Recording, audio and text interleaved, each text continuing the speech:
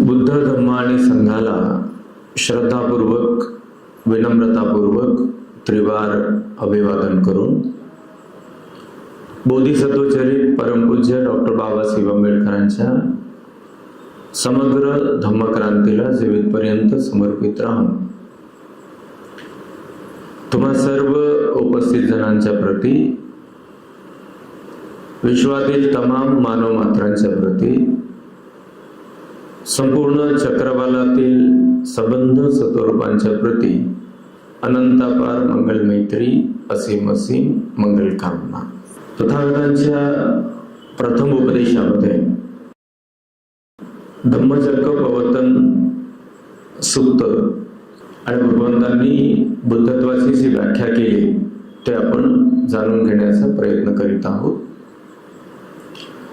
पूर्वी आपण प्रज्ञा आणि शील हे जे दोन सिद्धांत आहेत आणि ज्याचे सम्यक दृष्टी, सम्यक संकल्प, सम्यक वाचा, सम्यक कर्मांत आणि सम्यक आजीविका हे जे 5 अंग आर्य अष्टांगिक मार्गाचे आपण जाणून घेण्याचा प्रयत्न केला. ज्यामध्ये आपण पाहिले सम्यक दृष्टी आणि सम्यक संकल्प प्रज्ञा या सिद्धांताचे अंग आहे. सम्यक वाचा, सम्यक कर्मांत आणि सम्यक आजीविका शील या सिद्धांताचे अंग आहे. कर्माचे जे परिणाम आहेत ते आपण पाहण्याचा, जाणण्याचा प्रयत्न केला. एकदा भगवान श्रावस्तीमध्ये विहार करीत असताना भगवंतांनी भिक्खूंना उद्देशून ही गाथा म्हटलेली होती. मनो पुब्बंगमा धम्मा मनो सेठ्ठा मनोमया मनसाचे पदुट्ठेन वासती वा करोती वा ततोनं दुःख मन्मेती चक्कं भवतो वद. मन हे सर्वच गोष्टींमध्ये, सर्व संस्कारामध्ये प्रथम आहे, पुढारी आहे, अग्रणी आहे आणि प्रमुख आहे. मन हे मनोमय आहे. अशा या मनोमय असलेल्या, प्रथम असलेल्या, पुढारी असलेल्या मनामध्ये जर दूषित विचार उत्पन्न झाले, हे मन जर दूषित झाले तर त्याचे परिणाम कसे होतात? तर दूषित मनात जेव्हा जेव्हा विचार उत्पन्न होतात तेव्हा ते विचार मलिन असतात आणि उत्पन्न झालेल्या मलिन मनात उत्पन्न झालेल्या, दूषित मनात उत्पन्न झालेल्या विचारानुसार जेव्हा मनुष्य कर्म करतो तेव्हा त्याचे परिणाम मनुष्याला कसे भोगावे लागतात? तर भगवंतांनी म्हटले, ज्याप्रमाणे चालत्या बैलगाडीला जुंपलेले बैल चालत असताना बैलगाडीचे चाक त्या बैलांच्या पावलांचा पाठलाग करीत असते. सतत आणि सतत जोपर्यंत बैल चालत असतात, बैलगाडीला जुंपलेले बैल जोपर्यंत चालत असतात तोपर्यंत बैलांच्या पावलांचा पाठलाग बैलगाडीचे चाक करीत असतात. त्यावेळेला डोळ्यांचा एक अत्यंत निष्णात असलेला वैद्य होता. डोळ्यांच्या बद्दल अतिशय ज्ञानिवंत असलेला, डोळ्यांबद्दल अत्यंत विद्वान असलेला एक वैद्य, त्या वैद्याच्या कर्माला उद्देशून भगवंताने असे म्हटले, तो अंध होता. भगवान असं सांगतात की एकदा तो वैद्य डोळस असताना एक स्त्री जिचा पती मृत्यू पावलेला होता आणि जिचे बाळ हे अत्यंत छोटे होते, ती स्त्री अंध होती आणि तिच्या डोळ्यांचा उपचार त्या वैद्याने केला होता. त्या स्त्रीकडे त्या वैद्याला देण्याकरिता मोबदला नव्हता. त्या स्त्रीने त्या वैद्याला असे म्हटले की तुम्ही माझ्या डोळ्यांवर उपचार करा. माझ्या डोळ्यांचा उपचार केल्यानंतर मी संपूर्ण आयुष्यभर तुमच्या घरी घरकाम करेल, मोबदला न घेता. आणि वैद्याने त्या स्त्रीच्या डोळ्यांचा उपचार केला. त्या स्त्रीला दृष्टी आली. दृष्टी आल्यानंतरही ती स्त्री वैद्याला खोटे बोलली. वैद्य प्रतीक्षा करीत होता की ही स्त्री आता घरकामासाठी येणार आहे, परंतु ती स्त्री मात्र वैद्याला खोटे बोलत होती. वैद्याने बोलावून घेतले तेव्हा ती स्त्री, मला अजूनही दिसत नाही, मी अंध आहे, अशा प्रकारे खोटे बोलू लागली. तो वैद्य अत्यंत निष्णात होता. वैद्याला त्याच्या उपचारावर आत्मविश्वास होता आणि त्याला ठाऊक होते की या स्त्रीला दिसत आहे, परंतु तरी सुद्धा ही स्त्री खोटे बोलत आहे. वैद्य तिला म्हणाला की चल, तुझ्या डोळ्यांवर मी पुन्हा उपचार करतो, म्हणजे तुला दृष्टी येईल, तुला दिसेल. आणि त्यावेळेला ती खोटे बोलत आहे म्हणून त्या वैद्याने तिला आलेली दृष्टी पुन्हा संपविली आणि तिला अंध बनविले. पुढे चालून तो वैद्य सुद्धा अंध झाला.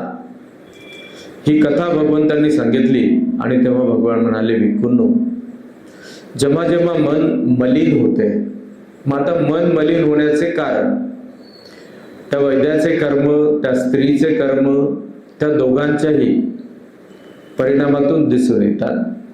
स्त्रीने असत्य बोलून वैद्याला फसविण्याचा प्रयत्न केला आणि वैद्याने त्या स्त्रीचा बदला घेण्याचा प्रयत्न केला.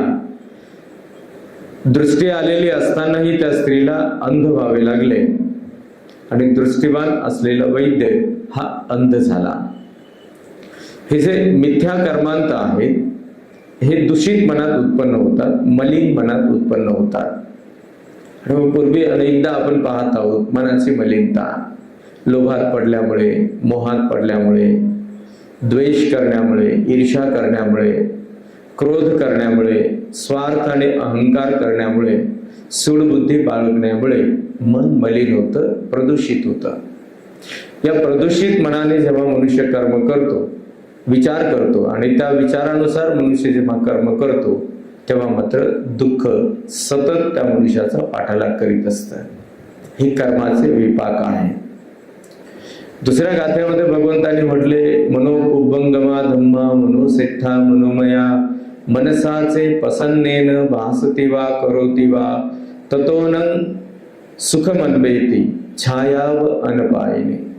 आणि भगवंतांनी म्हटले की हे पुढारी असलेले मन, हे अग्रेसर असलेले, प्रमुख असलेले मन, हे मनोमय असलेले मन जर प्रसन्न असेल तर प्रसन्नतापूर्वक मनात जेव्हा विचार उत्पन्न होतात आणि प्रसन्न मनात उत्पन्न झालेल्या त्या विचारापासून केलेले जे कृत्य असतात, कर्म असतात, त्याचे परिणाम मनुष्याला कसे लाभतात? ततोनं सुखमन्वेती छायाव अनपायिने. ज्याप्रमाणे सावली कधीही साथ सोडित नाही, त्याप्रमाणे सुख त्या मनुष्यांच्या समवेत असते, सोबत असते. प्रसन्नतापूर्वक उत्पन्न झालेल्या विचारानुसार केलेल्या कर्माचे हे परिणाम, हे सम्यक कर्मांत. पूर्वी पाहिले वैद्याचे आणि त्या स्त्रीचे ते मिथ्या कर्मांत होते. त्यांची दृष्टी ही मिथ्या दृष्टी होती. त्यांच्या मनात उत्पन्न झालेले विचार हे मिथ्या विचार होते. आणि इथे सम्यक दृष्टीच्या साहाय्याने प्रसन्नतापूर्वक एखादा मनुष्य जेव्हा योग्य कर्म करतो, तेव्हा सुख सावली समान त्याच्या समवेत सदैव असतं. आपण पूर्वी पाहिले की सम्यक वाचा, सम्यक कर्मांत आणि सम्यक आजीविका हे शील या सिद्धांताचे हे 3 अंग आहे. आर्य अष्टांगिक मार्गाला भगवंतांनी मध्यम मार्ग म्हटलेला आहे, दुःख मुक्तीचा मार्ग म्हटलेला आहे. आपल्याला यातून लक्षात येतं की जेव्हा जेव्हा मिथ्या दृष्टी उत्पन्न होते, तेव्हा तेव्हा मनुष्य दुःखात पडतो. जेव्हा जेव्हा मनुष्य सम्यक दृष्टीचा होतो, तेव्हा तेव्हा मनुष्य दुःखावर मात करू शकतो. जेव्हा जेव्हा मनुष्य मिथ्या संकल्प करतो, तेव्हा तेव्हा मनुष्य हा संकटात पडतो, अडचणीत सापडतो. आणि जेव्हा जेव्हा मनुष्य हा सम्यक संकल्पाचा होतो, तेव्हा तेव्हा मनुष्य हा संकटाला आणि दुःखाला दूर करू शकतो. जेव्हा जेव्हा मनुष्याचे वचन मिथ्या वचन असतात, तेव्हा तेव्हा मनुष्य अडचणीत सापडतो, संकटात पडतो, दुःख सोसावे लागतात. आणि जेव्हा जेव्हा मनुष्याची वाचा, वचन हे सम्यक असतात तेव्हा तेव्हा मनुष्य आनंदित राहतो. त्याचे परिणाम, सुखदायी परिणाम मनुष्याला अनुभव कराव्यास मिळतात. जेव्हा जेव्हा मनुष्य मिथ्या कर्मांत करतो, चुकीचे कर्म करतो, तेव्हा तेव्हा मनुष्याला त्याचे दुष्परिणाम भोगावे लागतात. आणि जेव्हा जेव्हा मनुष्य सम्यक कर्मांत करतो, सम्यक कर्म करतो, सम्यक म्हणजे पूर्वी पाहिलं आपण अर्थपूर्ण असलेले, यथार्थ असणारे, जेव्हा जेव्हा मनुष्य सम्यक कर्म करतो तेव्हा तेव्हा त्याला आनंददायी जीवन जगण्याचा मार्ग मिळतो, सुखपूर्वक जीवन जगण्याचा मार्ग त्याला मिळतो. जेव्हा जेव्हा मनुष्य मिथ्या आजीविकेने वागतो, चुकीची जीवन पद्धती अवलंब करतो, आपण पाहिले शस्त्रांचा व्यापार करणे, शस्त्र उत्पादन करणे, विषाचे उत्पादन करणे, विषाचा व्यापार करणे, मांस विक्री करणे, याप्रमाणे हे जे चुकीच्या पद्धतीने जीवन जगलेले असते त्याचे दुष्परिणाम मनुष्याला भोगावे लागत असतात. भगवंतांनी मिथ्या आजीविकेचे परिणाम एका उपदेशामध्ये वर्णन करताना एकदा सांगितलं की त्यावेळेला भगवान राजगृहामध्ये विहार करीत असताना एक डुक्कर खाटीक होता. तो डुकरांचे कत्तल करीत असे आणि डुकराचे मांस विकून तो आपली उदरनिर्वाह, आपली उपजीविका चालवित असे. तो दररोज अनेक डुकरांच्या कत्तली करत असे आणि डुकरांचे मांस विक्री करून तो धन मिळवत असे, आपला उदरनिर्वाह चालवत असे. एकदा असे झाले की तो आजारी पडला. जेव्हा तो आजारी पडला तेव्हा तो आजारात डुकरासारखा गुरगुरू लागला, डुकरासारखा ओरडू लागला, डुकरासारखेच चालू लागला आणि कुटुंबातील लोकांनी त्याला एका खोलीत बंद करून ठेवले. एका खोलीत बंद केल्यामुळे तो अधिकच डुकरासारखा तिथे गुरगुरू लागला, जमीन खोदू लागला, नाक जमिनीवर घासू लागला आणि डुकरासारखा आरडाओरडा करू लागला. अनेक दिवस तो उपाशी त्या खोलीमध्ये अडकून ठेवलेला होता. एक दिवस तशाच अवस्थेत त्याचा मृत्यू झाला.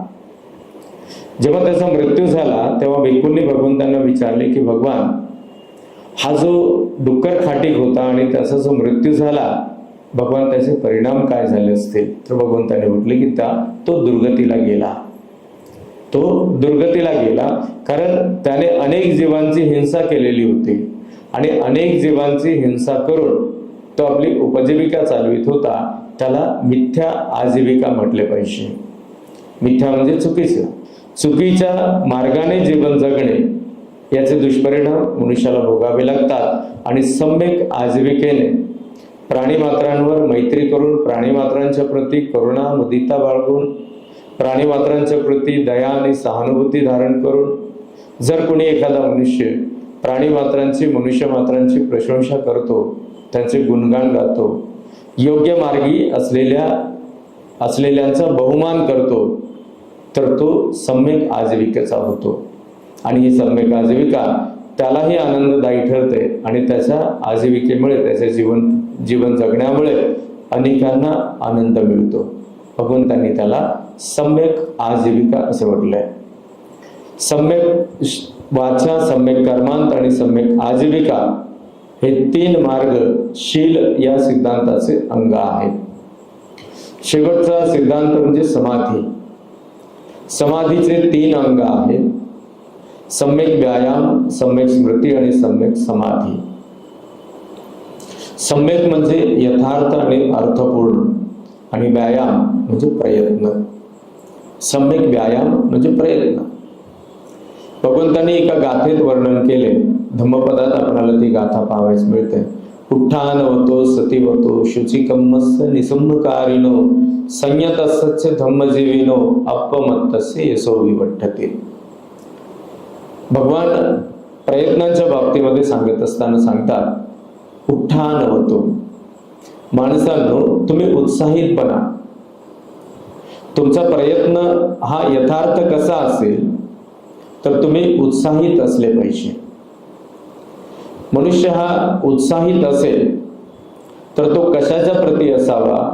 तर मनुष्य हा शील संवर्धन करण्याच्या प्रती उत्साहित असावा. मनुष्य हा शरीराला दुष्कर्मापासून वश करण्यासाठी उत्साहित असावा. मनुष्य हा मनात दूषित विचार उत्पन्न होऊ नये यासाठी मनाला वश करण्यासाठी उत्साहित असावा.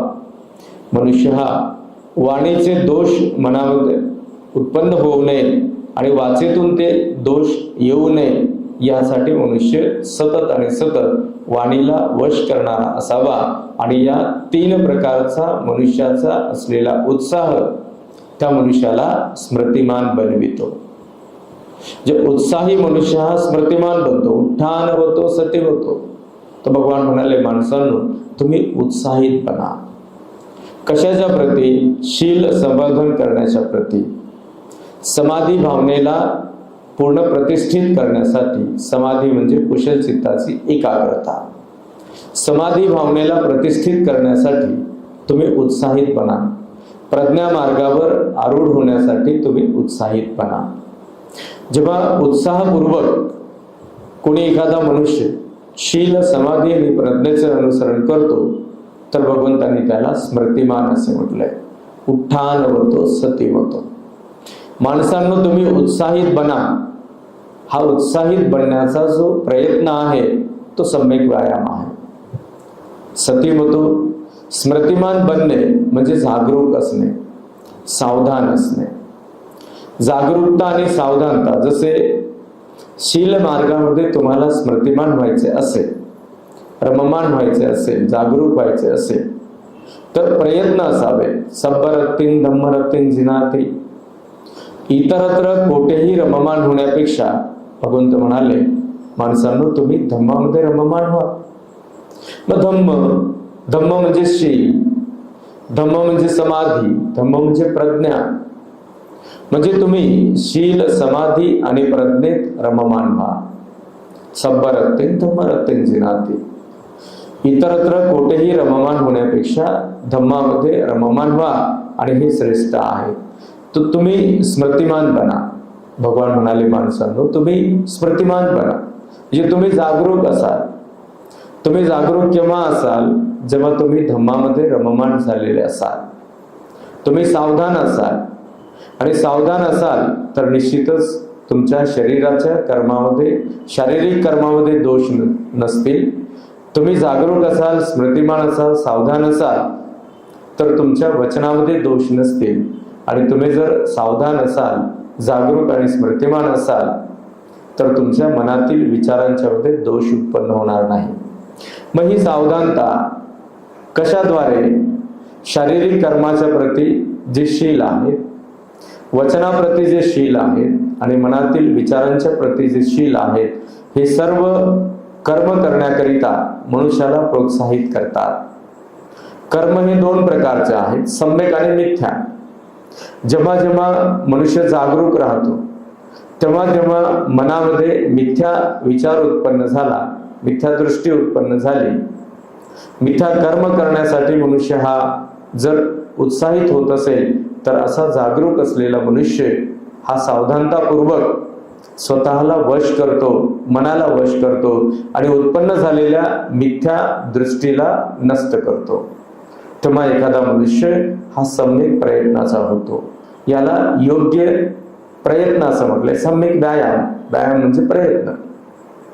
आपण पाहतो शरीराला सुदृढ ठेवण्याकरिता व्यायाम करण्याने मनुष्याचे शरीर सुदृढ राहते असे ढोबळपणे आपणाला कळते. ज्याप्रमाणे व्यायाम करण्याने शरीर सुदृढ राहते त्याप्रमाणे आपले मन सुद्धा सुदृढ असले पाहिजे. मग मन सुदृढ असावे यासाठी केलेले प्रयत्न, मन सुदृढ असावे यासाठी केलेले प्रयत्न, या प्रयत्नात मनुष्यानो तुम्ही सावधान असले पाहिजे, तुम्ही जागरूक असले पाहिजे, तुम्ही स्मृतिमान असले पाहिजे. उठ्ठान होतो, सती होतो. माणसांनो उत्साहित बना, माणसांनो स्मृतिमान बना. उठ्ठान होतो, सती होतो. शुची कर्मस्य निसम्मकार.